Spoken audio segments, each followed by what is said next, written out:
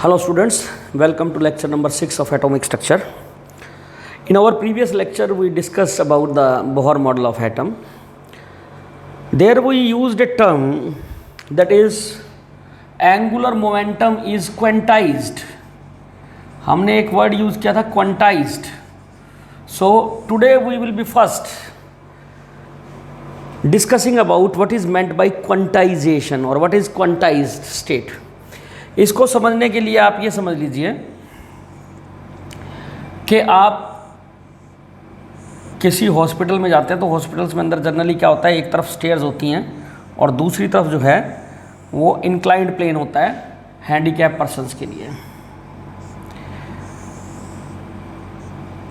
What is meant by quantization I will make you understand by this. Suppose यहाँ पे एक ball है. इस बॉल को अगर हम रोल डाउन कर दें टुवर्ड्स दिस इंक्लाइंड प्लेन, इस इंक्लाइंड प्लेन की तरफ हमने इस गेंद को रोल डाउन कर दिया नीचे की तरफ, तो क्या होगा, this ball will touch each and every point on this inclined plane. इस इंक्लाइंड पाथ के ऊपर ये आपकी बॉल हर पॉइंट को टच करेगी, हर पॉइंट को टच करेगी. मतलब यहाँ से लेके यहाँ तक जितनी भी पॉसिबल हाइट्स हैं, all those heights will be attained by this ball. उस हाइट को ये बॉल हर वक्त अटेंड करेगी, हर हाइट को, जितनी हाइट इसमें पॉसिबल है. And you know that the potential energy it is a function of height. It means कि इस पॉइंट से लेके यहाँ तक जितनी possible values of potential energy है, all the values of that potential energy will be attend by this ball at a particular moment of time. किसी ना किसी वक्त पे वो एनर्जी, पोटेंशियल एनर्जी जरूर अटेन करेगी यहाँ से. तो मतलब ऑल पॉसिबल वैल्यू को अटेन करेगी ये पोटेंशियल एनर्जी की. इसको बोलते हैं हम अनक्वांटाइज्ड स्टेट. इसको हम क्या बोलते हैं, अनक्वांटाइज्ड स्टेट. अब अगर इस गेंद को हम इधर रोल करें तो ये गेंद यहाँ से गिर के यहाँ टच करेगी, यहाँ पे आएगी, फिर यहाँ पे आएगी और फिर यहाँ पे आएगी और ultimately it will fall into the ground. तो इसकी पोटेंशियल एनर्जी क्या होगी, इस हाइट के बराबर या इस हाइट के बराबर ये पोटेंशियल एनर्जी को गेन करेगी, या इस हाइट के बराबर टच करेगी, जहाँ पे टच करेगी वहाँ से गेन करेगी. तो इस साइड में जो पोटेंशियल एनर्जी है which is attend by the ball that has a fixed values, उसकी वैल्यूज क्या हैं, फिक्स हैं. तो इस तरह की जो वैल्यूज अटेन करता है जब कोई physical quantity, when a physical quantity attain certain fix values, तो उसको हम कहते हैं क्वांटाइज्ड है. ये क्वांटाइज का मतलब है when a physical quantity attain certain fix values. So this is the difference between unquantised and the quantised state of the matter, sorry any physical quantity. Now मैंने आपको अपने प्रीवियस लेक्चर में कहा था कि आज हम कुछ ऐसा पार्ट डिस्कस करेंगे जो कंपटीशन पॉइंट ऑफ व्यू से भी इम्पोर्टेंट है. तो सबसे पहले हम कैलकुलेट करेंगे आपकी radius of Bohr orbit. Radius of Bohr orbit. आपको मैंने बताया था कि बोहर ऑर्बिट के अंदर देयर इज अ न्यूक्लियस और इस न्यूक्लियस के चारों तरफ सर्टेन फिक्स सर्कुलर पाथ्स हैं और इन सर्कुलर पाथ को ऑर्बिट कहा था. इनको हमने डिनोट किया था के, एल, एम, एन या 1, 2, 3, 4, 5. Now we have to decide derive a relation for the radius of these orbits, कि इन ऑर्बिट्स के रेडियस क्या होंगे. तो हमने एक चीज़ पढ़ी थी even in the Rutherford model of atom, that for stability of atom,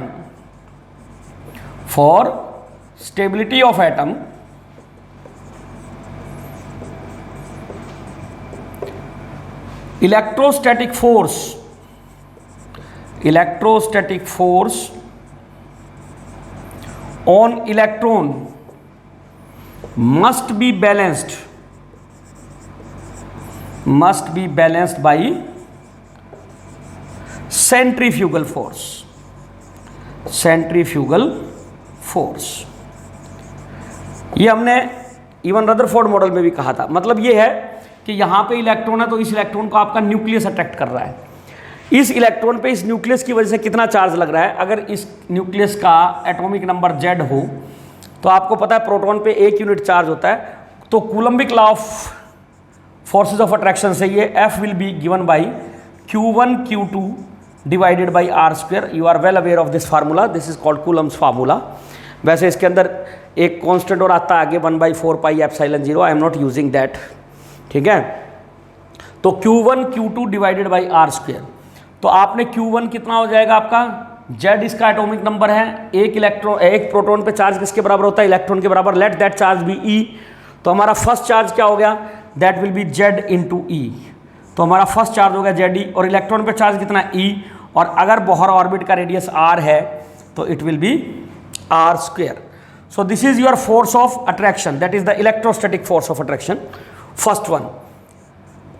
और सेंट्रीफ्यूगल फोर्स क्या होता है, centrifugal force that is given by m into V square divided by are.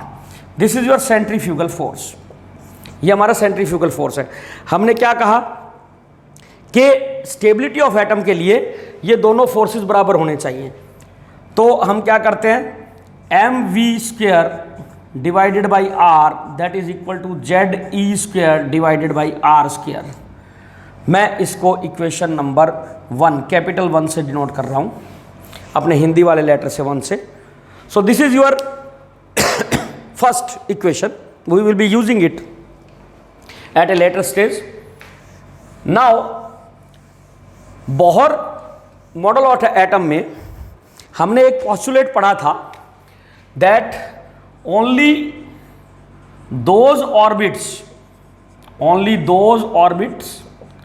are permitted for which angular momentum is quantized. Angular momentum is quantized.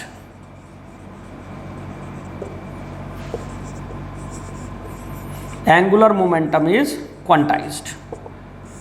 हमने ये postulate लिखा था Bohr model में, mvr is equal to n into h upon 2 pi, where h is your Planck's constant and your v is the velocity with which the electron is revolving, r is the radius of Bohr orbit, m is the mass of electron.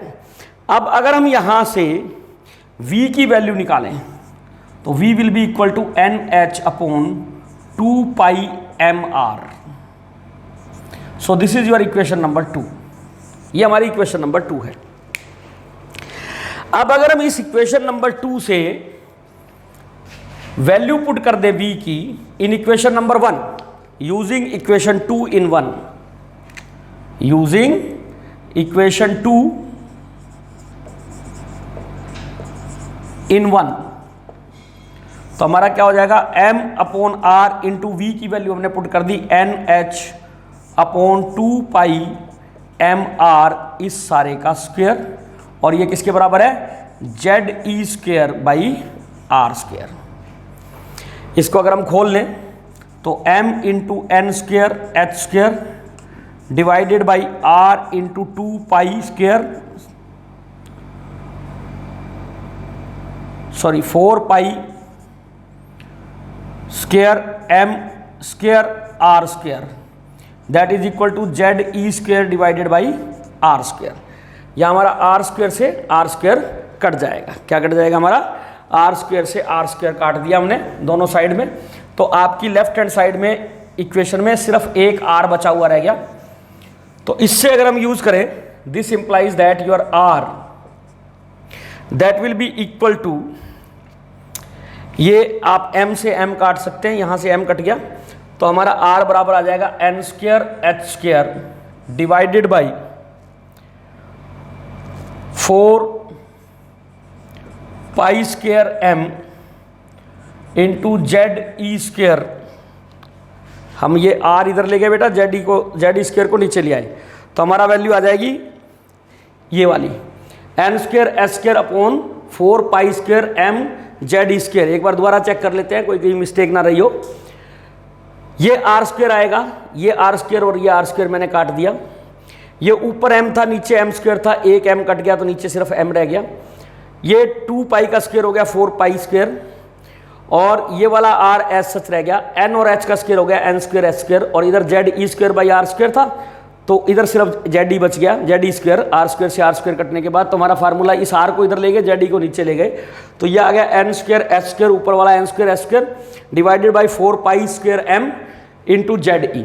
ये हमारा radius of your Bohr orbit आ गया। अगर हम nth orbit की, n की value हम put करेंगे 1 2 3, तो हम ये भी कह सकते हैं radius of Bohr's nth orbit that will be equal to n square h square upon 4 pi square m into Z E square.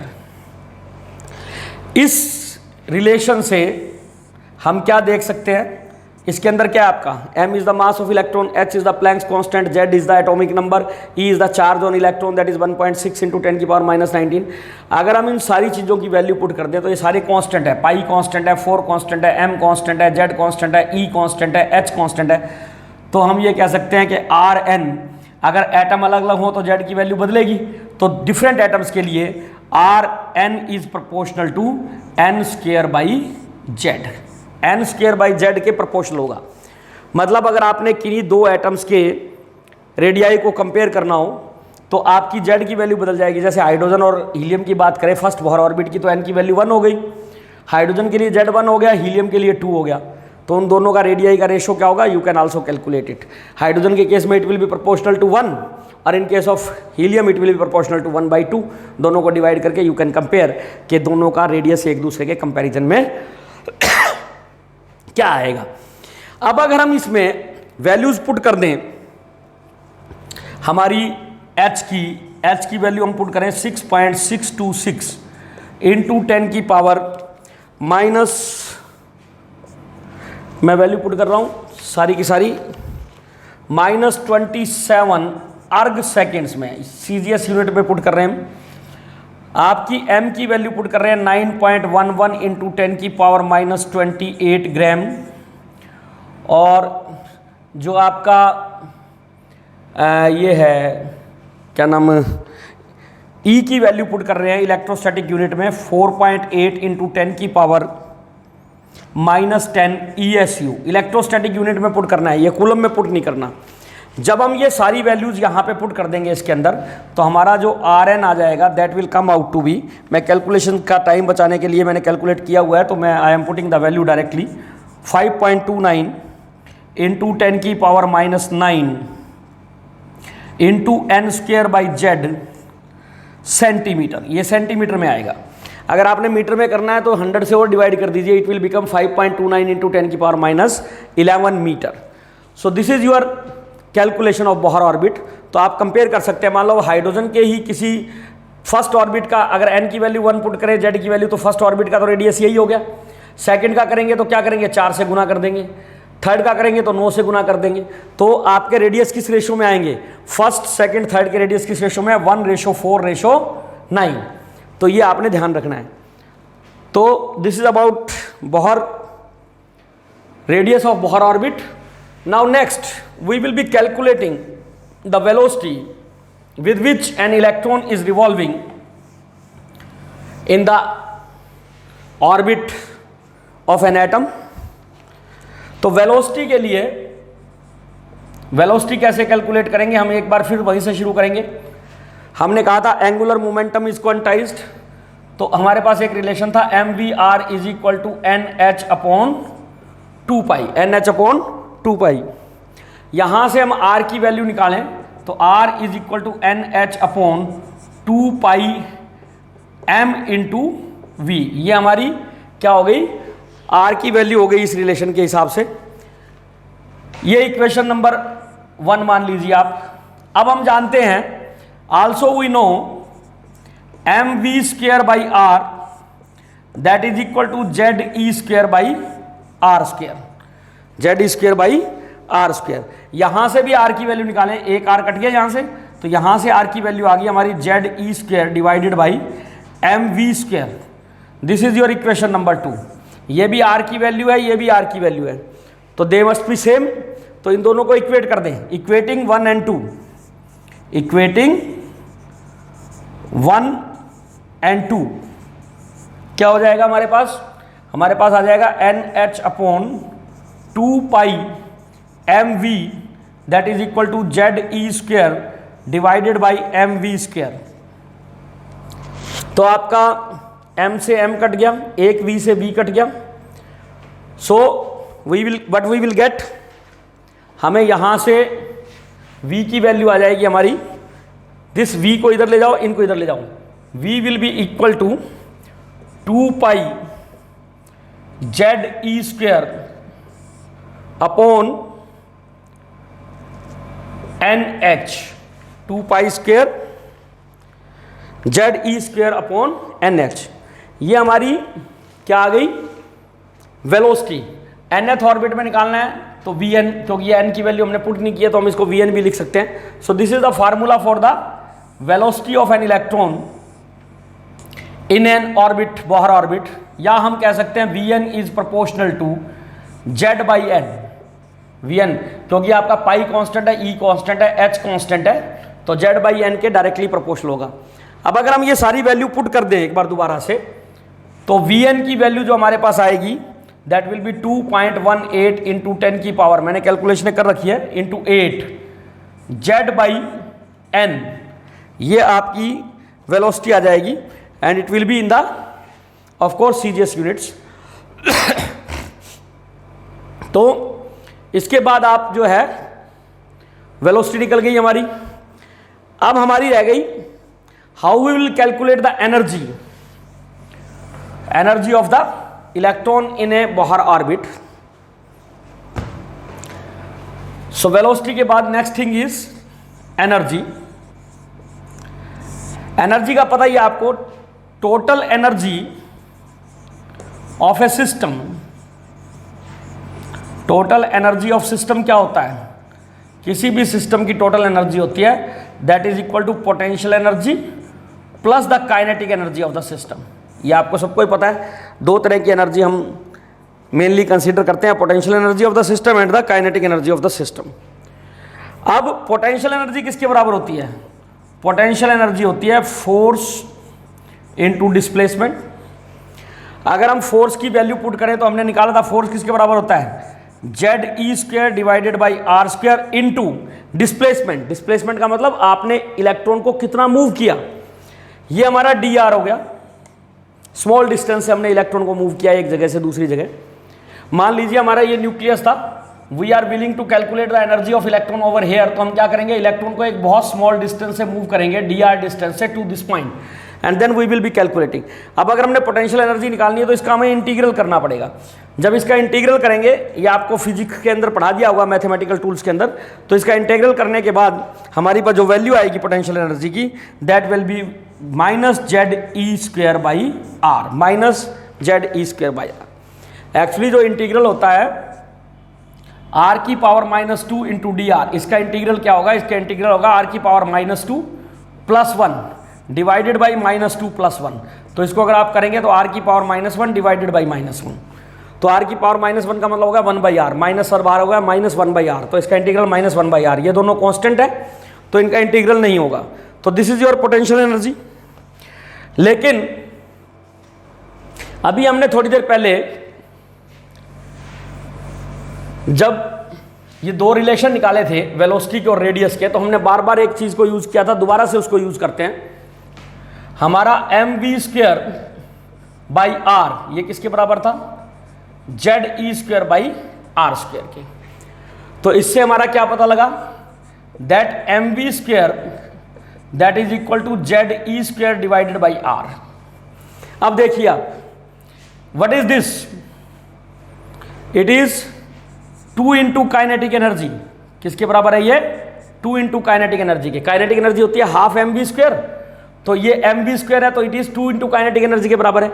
And what is this, this is equal to negative of this, तो minus, it is equal to minus potential energy. So potential energy किसके बराबर हो गई, हमारी potential energy बराबर हो गई -2 kinetic energy के बराबर हो गई।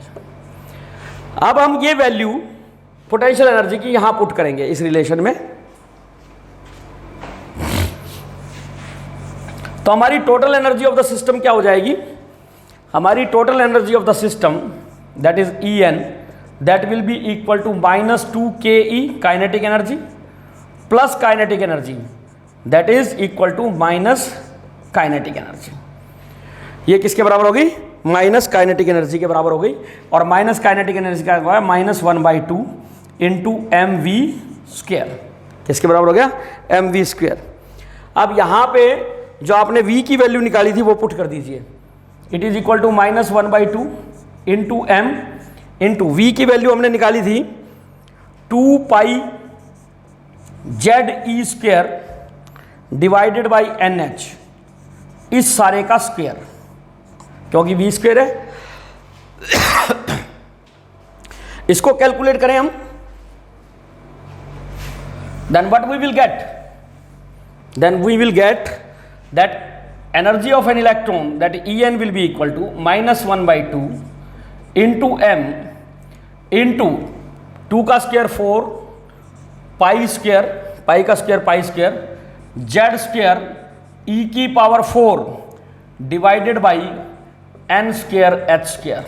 और इसको हम रीअरेंज करके लिख सकते हैं, ये 2 से ये 2 पे कट गया, ये हो जाएगा -2 पाई स्क्वायर m e की power 4 into z square divided by n square h square.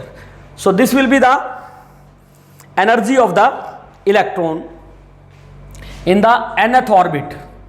nth orbit के अंदर एनर्जी है ये। अब आप क्या देख रहे हैं यहाँ पे, एनर्जी ऑफ इलेक्ट्रॉन जो है वो क्या आ रही है, नेगेटिव आ रही है। ये इलेक्ट्रॉन की एनर्जी नेगेटिव क्यों आ रही है, वो इसलिए आ रही है कि किसी भी बोहर ऑर्बिट में अगर हमने निकालना, मान लीजिए फर्स्ट बोहर ऑर्बिट है, यहाँ निकालना है कि इलेक्ट्रॉन की एनर्जी क्या होगी, तो हम कैसे निकालते हैं, हम ये मानते हैं that your electron is present at a infinite distance from this nucleus. इस न्यूक्लियस से कहाँ पे था वो, इनफाइनाइट डिस्टेंस पे, and at infinite distance there is no interaction between the nucleus and the electron, and under that condition the energy of the electron is 0। उस वक्त electron की एनर्जी क्या होती है, 0। अगर हम यहाँ से इनफाइनाइट डिस्टेंस पे लेंगे तो एनर्जी क्या होगी, 0 होगी। यहाँ E 0 है। इस ऑर्बिट में कितनी एनर्जी है, that is equal to the energy spent by the electron when we move the electron from this infinite distance to here. जब हम इन्फिनिटी से इलेक्ट्रॉन को यहाँ तक लेके आएंगे, वहां तक लाने में इलेक्ट्रॉन ने टोटल कितनी एनर्जी खर्च कर दी, वही आपकी एनर्जी कहलाएगी। अब 0 थी, उसमें से कुछ कर दिया तो एनर्जी क्या हो जाएगी, negative. That is why the energy of the electron is negative in an orbit of Bohr. Now let us discuss about the success of Bohr model. मैंने अपने प्रीवियस लेक्चर में भी थोड़ा सा एक हिंट दिया था आपको कि बोहर मॉडल की सक्सेस क्या रही। तो मैंने उसमें पहला बताया था explain the stability of atom. उसके बारे में तो मैंने आपको बता दिया था कि स्टेबिलिटी ऑफ एटम को कैसे एक्सप्लेन करता है, क्योंकि इसने ये कहा कि जब तक इलेक्ट्रॉन एक ही पर्टिकुलर ऑर्बिट में घूम रहा है न्यूक्लियस के चारों तरफ, तो ये ना तो एनर्जी को इमिट करेगा ना एनर्जी को एब्जॉर्ब करेगा। So your energy of the electron will not decrease and it will not fall into the nucleus. दूसरा मैंने सक्सेस ये कही थी कि जो बोहर मॉडल ऑफ एटम है that can successfully explain the spectrum of hydrogen और द हाइड्रोजन लाइक स्पीसीज, उनके स्पेक्ट्रम को explain. So next is explanation of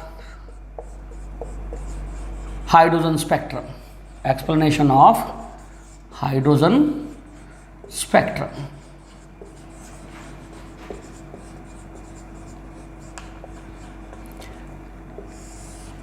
अभी जब हमने Bohr model of atom discuss किया तो ये कहा था कि बोहर मॉडल के हिसाब से there is a centre, positively charge centre, और उसके चारों तरफ ये सर्कुलर पाथ है, and these paths are called orbits. So I am drawing these 3 orbits. और अभी हमने कैलकुलेट किया कि energy of a Bohr orbit is given by -2 pi square m e की power 4 into z square upon n square h square. तो अगर हम यहाँ पे हाइड्रोजन एटम की बात करें, फॉर हाइड्रोजन अगर आप यूज़ करें इसको, तो z की वैल्यू 1 पुट करें, n की वैल्यू 1 पुट करें, तो हमारी first Bohr orbit for hydrogen atom की एनर्जी आ जाएगी E1। n की वैल्यू 2 पुट करेंगे, then it will be E2। Energy of the third will be E3। मतलब for n is equal to 1 your energy is E1, for n is equal to 2 energy is E2, and similarly for n is equal to 3 energy will be E3. Now how Bohr model explained hydrogen or spectrum और spectrum of atoms like hydrogen species. मान लीजिए ये हमारा electron third energy shell में था, ये jump करके आया यहाँ पे नीचे।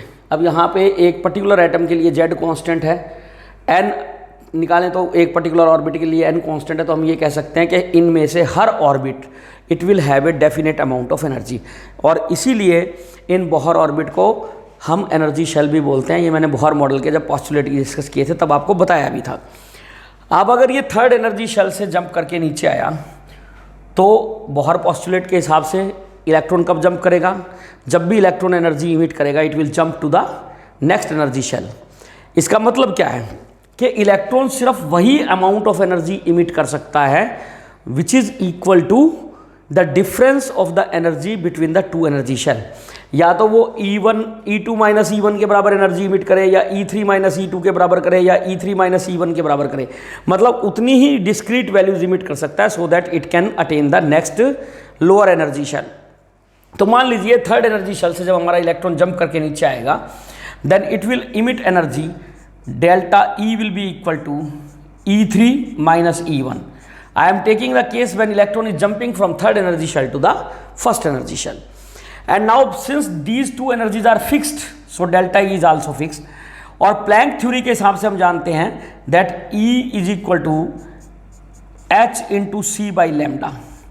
अगर ये फार्मूला हम वहाँ पे लगाएं, इसके लिए लगाएं, तो हम ये कह सकते हैं कि that delta E will be equal to H into C by lambda.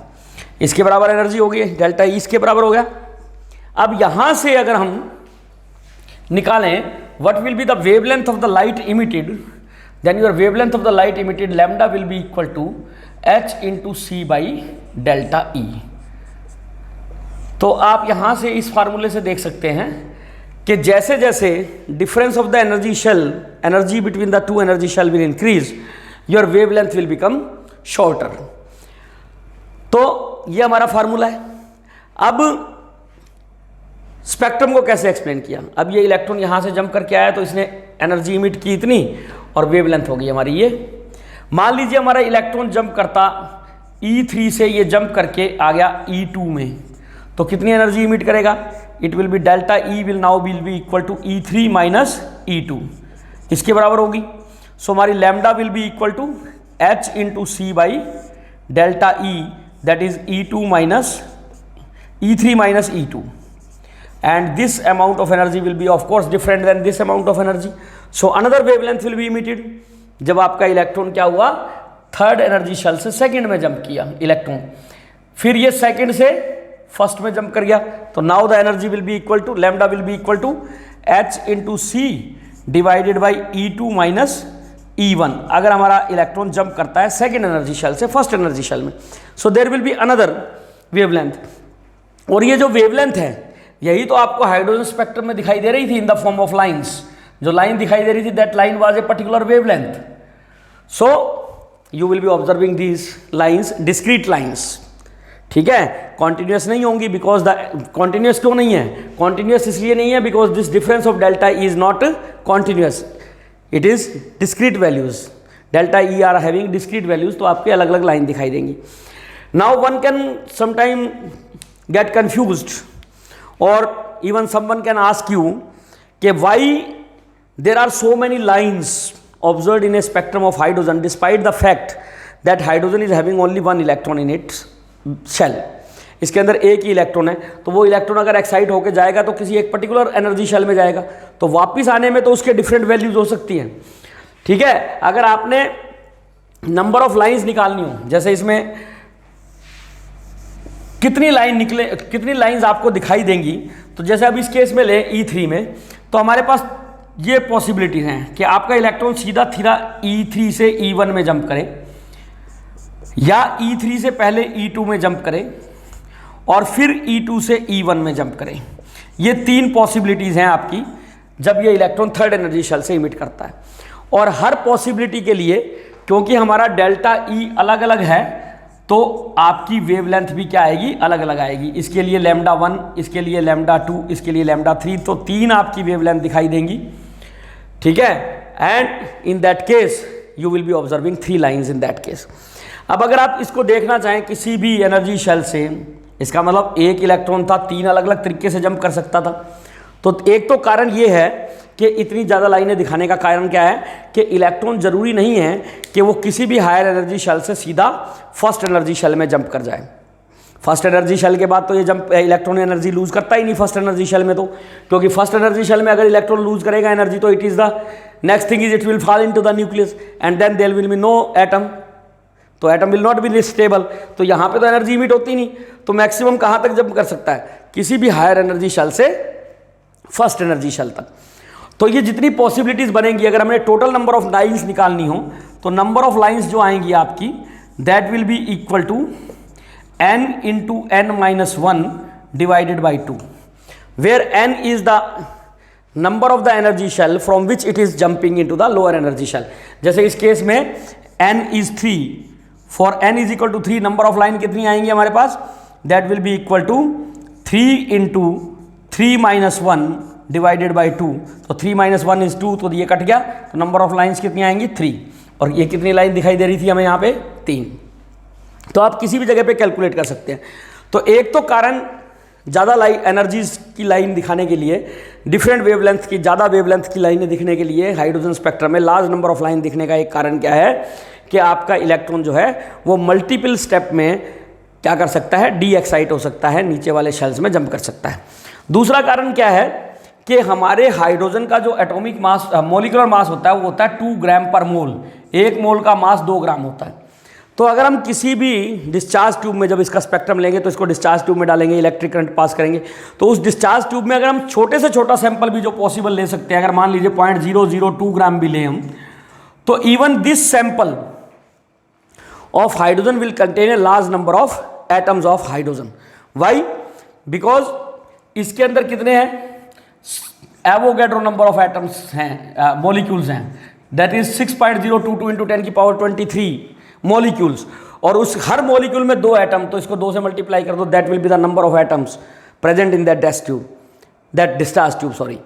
तो आपके हर एटम के अंदर देयर में be different excitation of electrons, तो आपका इलेक्ट्रॉन जो है वो अलग अलग शेल में एक्साइट हो सकता है, और जब वो वापस जंप करेंगे सभी इलेक्ट्रॉन्स तो they will emit different energies, and if different energies are emitted then your lambdas will also be different, so you will be observing a very large number of lines in the hydrogen spectrum. That is why we observe a very large number of lines in hydrogen spectrum. I think we should stop over here. Next will be taken in the, that is the limitation of Bohr model will be taken in the next lecture. So thank you very much.